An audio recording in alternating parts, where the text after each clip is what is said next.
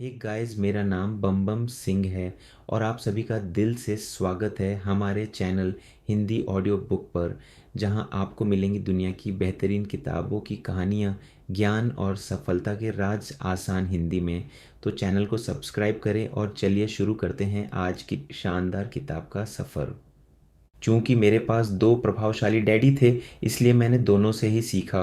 मुझे दोनों की सलाह पर सोचना पड़ता था। इस तरह से सोचते सोचते मैंने यह भी जान लिया कि किसी व्यक्ति के विचार उसकी ज़िंदगी पर कितना ज़बरदस्त प्रभाव डाल सकते हैं। उदाहरण के तौर पर एक डैडी को यह कहने की आदत थी, मैं इसे नहीं खरीद सकता। दूसरे डैडी इन शब्दों के इस्तेमाल से चिढ़ते थे।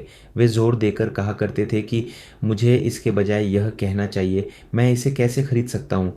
पहला वाक्य नकारात्मक है और दूसरा प्रश्नवाचक। एक में बात खत्म हो जाती है और दूसरे में आप सोचने के लिए मजबूर हो जाते हैं। मेरे जल्द ही अमीर बनने वाले डैडी ने मुझे समझाया कि जब हम कहते हैं मैं इसे नहीं खरीद सकता, तो हमारा दिमाग काम करना बंद कर देता है। इसके बजाय जब हम यह सवाल पूछते हैं मैं इसे कैसे खरीद सकता हूँ, तो हमारा दिमाग काम करने लगता है। उनका यह मतलब नहीं था कि आपका जिस चीज़ पर दिल आ जाए उसे खरीद ही लें। वे लगभग दीवानगी की हद तक अपने दिमाग को कसरत करवाना चाहते थे, क्योंकि उनके ख्याल से दिमाग दुनिया का सबसे ताकतवर कंप्यूटर है। मेरा दिमाग हर रोज़ तेज़ होता जाता है क्योंकि मैं इसकी कसरत करता रहता हूँ। यह जितना तेज़ होता जाता है, मैं इसकी मदद से उतना ही ज़्यादा पैसा कमा सकता हूँ। उनका मानना था कि मैं इसे नहीं खरीद सकता कहना दिमागी आलस की पहचान है। हालांकि दोनों ही डैडी अपने काम में कड़ी मेहनत करते थे, परंतु मैंने देखा कि पैसे के मामले में एक डैडी की आदत ये थी कि वे अपने दिमाग को सुला देते थे और दूसरे डैडी अपने दिमाग को लगातार कसरत करवाते रहते थे। इसका दीर्घकालीन परिणाम यह हुआ कि एक डैडी आर्थिक रूप से बहुत अमीर होते चले गए, जबकि दूसरे डैडी लगातार कमज़ोर होते गए। इसे इस तरह से समझें कि एक व्यक्ति हर रोज़ कसरत करने के लिए जिम जाता है, जबकि दूसरा व्यक्ति अपने सोफे पर बैठकर टीवी देखता रहता है। शरीर की सही कसरत से आप ज़्यादा तंदुरुस्त हो सकते हैं और दिमाग की सही कसरत से आप ज़्यादा अमीर हो सकते हैं। आलस्य से स्वास्थ्य और धन दोनों का नुकसान होता है। मेरे दोनों डैडियों की विचारधारा में ज़मीन आसमान का अंतर था। एक डैडी की सोच थी कि अमीरों को ज़्यादा टैक्स देना चाहिए ताकि बेचारे गरीबों को ज़्यादा फ़ायदा मिल सके, जबकि दूसरे डैडी कहते थे टैक्स उन लोगों को सज़ा देता है जो उत्पादन करते हैं और उन लोगों को इनाम देता है जो उत्पादन नहीं करते। एक डैडी सिखाते थे मेहनत से पढ़ो ताकि तुम्हें किसी अच्छी कंपनी में नौकरी मिल जाए, जबकि दूसरे डैडी की सीख यह थी मेहनत से पढ़ो ताकि तुम्हें किसी अच्छी कंपनी को खरीदने का मौका मिल जाए। एक डैडी कहते थे मैं इसलिए अमीर नहीं हूँ क्योंकि मुझे बाल बच्चों को पालना पड़ता है। दूसरे डैडी कहते थे मुझे इसलिए अमीर बनना है क्योंकि मुझे बाल बच्चों को पालना है। एक डैडी डिनर की टेबल पर पैसे और बिजनेस के बारे में बात करने के लिए हमेशा प्रोत्साहित करते थे। दूसरे डैडी भोजन करते समय पैसे की बातें करने के लिए मना करते थे।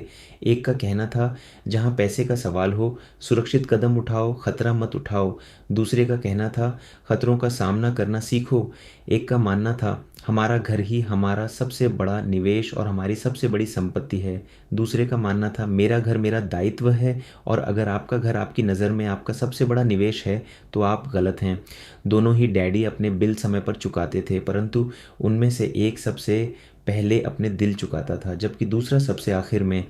एक डैडी का यह मानना था कि कंपनी या सरकार को आपका ध्यान रखना चाहिए और आपकी ज़रूरतों को पूरा करना चाहिए।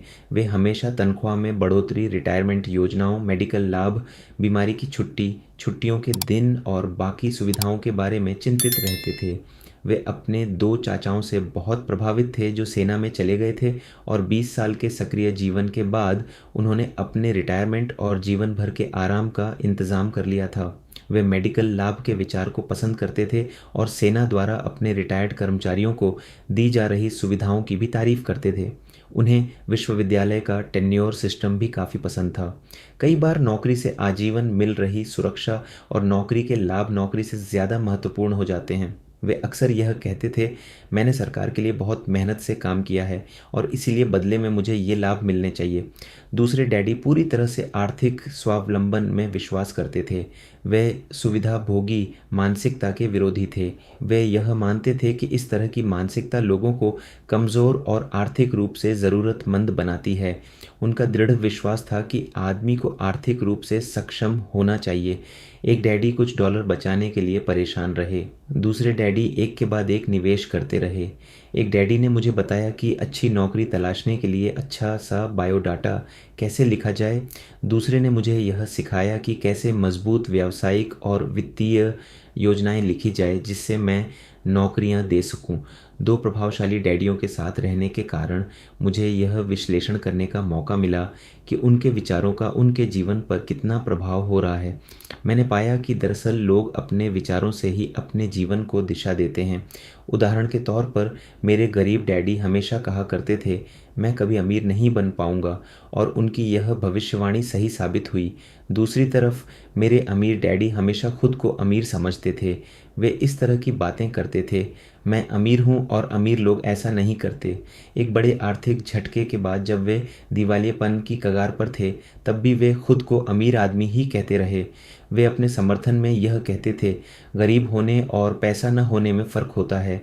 पैसा पास में न होना अस्थायी होता है, जबकि गरीबी स्थायी है।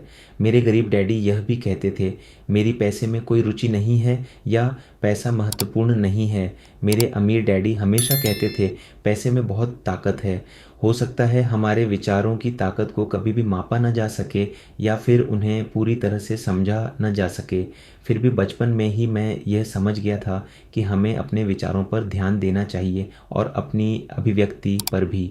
मैंने देखा कि मेरे गरीब डैडी इसलिए गरीब नहीं थे क्योंकि वे कम कमाते थे, बल्कि इसलिए गरीब थे क्योंकि उनके विचार और काम गरीबों की तरह थे। दो डैडी होने के कारण बचपन से ही मैं इस बारे में बहुत सावधान हो चला था कि मैं किस तरह की विचारधारा अपनाऊं। मैं किसकी बात मानूं, अपने अमीर डैडी की या अपने गरीब डैडी की। हालांकि दोनों ही शिक्षा और ज्ञान को बहुत महत्वपूर्ण मानते थे, परंतु क्या सीखा जाए इस बारे में दोनों की राय अलग अलग थी। एक चाहते थे कि मैं पढ़ाई में कड़ी मेहनत करूं, डिग्री लूं और पैसे कमाने के लिए अच्छी सी नौकरी ढूंढ रख लें। वे चाहते थे कि मैं एक पेशेवर अधिकारी, वकील या अकाउंटेंट बन जाऊं या एमबीए कर लूं। दूसरे डैडी मुझे प्रोत्साहित करते थे कि मैं अमीर बनने का रहस्य सीख लूं, यह समझ लूं कि पैसा किस तरह काम करता है और यह जान लूं कि इससे अपने लिए कैसे काम लिया जाता है। मैं पैसे के लिए काम नहीं करता, इन शब्दों को वे बार बार दोहराया करते थे। पैसा मेरे लिए काम करता है। 9 वर्ष की उम्र में मैंने यह फैसला किया कि पैसे के बारे में मैं अपने अमीर डैडी की बात सुनूंगा और उनसे सीखूंगा। यह फैसला करने का मतलब था फैसला अपने गरीब डैडी की बातों पर ध्यान न देना। हालांकि उनके पास कॉलेज की बहुत सी डिग्रियां थीं जो मेरे अमीर डैडी के पास नहीं थीं। रॉबर्ट फ्रॉस्ट का सबक। रॉबर्ट फ्रॉस्ट मेरे पसंदीदा कवि हैं। हालांकि मुझे उनकी बहुत सी कविताएं पसंद हैं, परंतु द रोड नॉट टेकन मुझे सबसे ज़्यादा पसंद है। मैं इसकी शिक्षा का इस्तेमाल हर रोज़ करता हूँ। द रोड नॉट टेकन, वह राह जिसे चुना नहीं गया। पीले जंगल में 2 राहें बढ़ती थीं और अफसोस कि मुझे एक को चुनना था और मैं अकेला पथिक खड़ा रहा, देर तक यह देखते हुए कि यह राह कहाँ तक जाती है झुरमुटों में मुड़ने के पहले। फिर मैंने दूसरी राह चुनी, उतनी ही सुंदर और शायद बेहतर भी, क्योंकि यहाँ घास ज़्यादा थी और कम लोग गुजरे। हालांकि लोगों के गुजरने से यहाँ भी उतना ही नुकसान हुआ था और दोनों ही उस सुबह बराबर थीं। पत्तियों पर काले कदम नहीं थे और मैंने पहली को अगले दिन के लिए रखा। पर यह जानते हुए कि किस तरह रास्ते निकलते हैं, मुझे शक था कि मैं कभी लौटूंगा। मैं आह भरकर यह कहूँगा, आज से सदियों बाद शायद। एक जंगल में 2 राहें बढ़ती थीं और मैंने कम चली हुई राह को चुना और इसी बात से सारा फरवल पड़ा। Robert Frost 1916। और इसी बात से सारा फर्क पड़ा। बहुत समय गुजर चुका है, पर मैं अब भी अक्सर रॉबर्ट फ्रॉस्ट की कविता पर चिंतन करता रहता हूँ। पैसे के बारे में अपने पढ़े लिखे डैडी की सलाह और नज़रिए को न सुनने का मेरा फैसला दुखद था, परंतु यह एक ऐसा फैसला था जिसने मेरी ज़िंदगी की दिशा तय कर दी। एक बार मैंने यह फैसला कर लिया कि मुझे किसकी बात सुननी है, तो उसके बाद मेरी धन संबंधी शिक्षा शुरू हो गई। मेरे अमीर डैडी ने मुझे 30 साल से भी ज़्यादा समय तक सिखाया, तब तक जब तक कि मेरी उम्र 39 साल नहीं हो गई, और इसके बाद उन्होंने सिखाना बंद कर दिया। उन्होंने यह देख लिया था कि मैं वह सब समझ चुका हूँ जो वे मेरी मोटी बुद्धि में भरने की कोशिश कर रहे थे। पैसा एक तरह की ताकत है, परंतु इससे भी बड़ी ताकत है वित्तीय शिक्षा।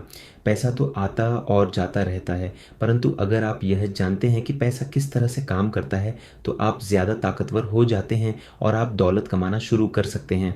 केवल सकारात्मक चिंतन से ही समस्या हल नहीं हो सकती, क्योंकि ज़्यादातर लोग स्कूल में पढ़ते हैं और वहाँ वे कभी यह नहीं सीख पाते कि पैसा किस तरह से काम करता है, इसीलिए वे पैसे के लिए काम करने में अपनी सारी ज़िंदगी बर्बाद कर देते हैं। मेरी शिक्षा जब शुरू हुई थी तब मैं केवल 9 साल का था, और इसी कारण मेरे अमीर डैडी ने मुझे जो पाठ पढ़ाए थे वे बहुत आसान थे, और सारी बातों को छोड़कर विचार किया जाए तो उन्होंने मुझे 30 सालों तक कुल 6 महत्वपूर्ण पाठ पढ़ाए। यह पुस्तक उन्हीं 6 पाठों के बारे